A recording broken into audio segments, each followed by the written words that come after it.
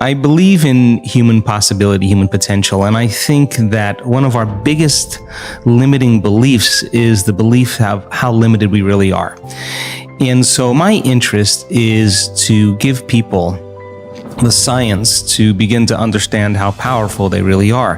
And I think that science really is the language that does that really well. And the new sciences like quantum physics and neuroplasticity, neuroscience, neuroendocrinology, psychoneuroimmunology, the mind-body connection, epigenetics, all of those sciences point the finger at possibilities. So I want to create a language for people from a philosophical or theoretical standpoint for them to begin to understand what's possible. But then I want to be able to have those people begin to wire that information in their brain completely, because learning is making new connections, right, in the brain.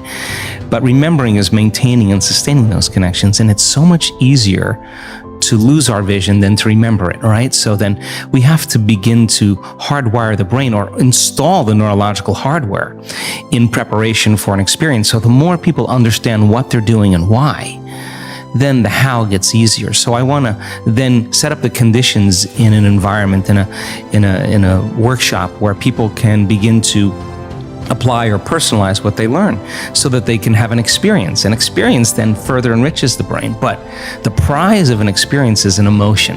And once you start feeling unlimited, once you start feeling abundant, once you start feeling worthy, now you're teaching your body chemically to understand what your mind has intellectually understood. So knowledge is for the mind and experiences for the body, and people begin to embody the truth of that philosophy. Now, if they can repeat it over and over again, it'll become innate in them. It'll become natural, second nature, will become easy. They'll begin to master that philosophy. So I want people to begin to understand that thoughts are very powerful. Feelings drive our thoughts, and that they can begin to create a better life for themselves once they understand some of these principles. I think there's degrees of understanding this, Jay, because people use the word victim so much, and I don't really think we spend a lot of time really unraveling the idea. But if I said to you, Jay, how are you doing today? And you said, well, I'm really upset because of this person or this circumstance or this condition in my life, then what we're saying, this is not conscious. This is an unconscious program. What we're saying is somebody out there is actually controlling the way I'm feeling and the way that I'm thinking. So if something out there is controlling your feelings and your thoughts, you're victim to whoever, whatever that is. Now, here's the challenge. The challenge is, when things go really well, then you are feeling really good. But when things aren't going very well, then you're feeling pretty bad. So then the end result of that is that many people then become unconsciously reliant on something out there to change how they feel and hear. But if they don't understand that they're creating reality all the time, and they're living in lack, in unworthiness, in separation for their whole entire life, waiting for the event to happen to take away their lack or emptiness, well, they'll spend their whole entire life wishing, wanting, waiting, hoping.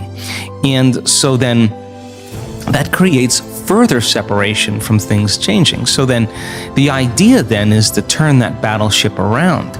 Is it possible then that the way you think and the way you feel can begin to produce effects in your outer world? Now, that isn't something that you swallow in one bite.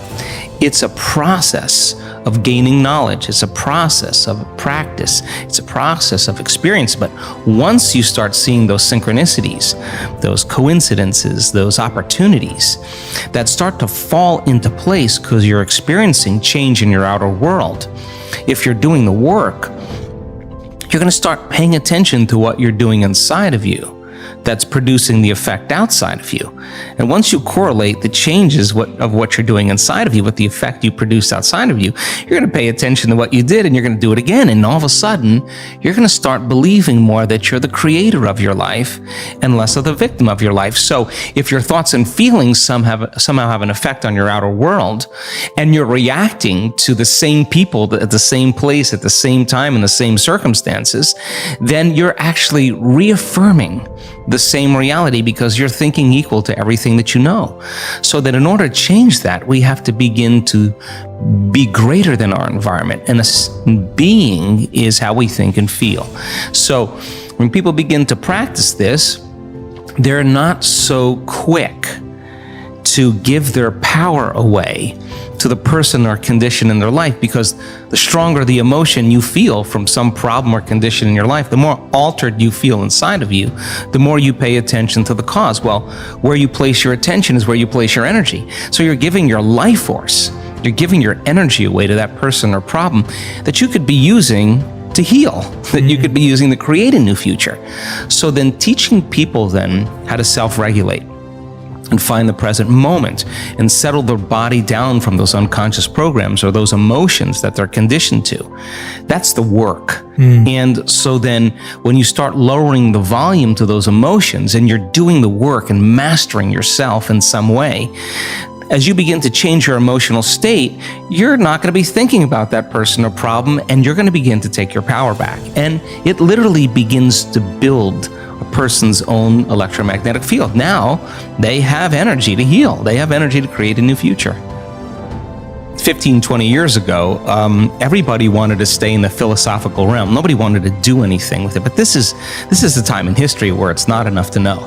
This is a time in history to know how, because information is so available, right? I mean, you don't need a doctor, you don't need a priest, you don't need a rabbi, you don't need a governor, you don't need a teacher to gain information. You don't need an authority any longer. Because of technology, we have access to information. Well, information creates awareness.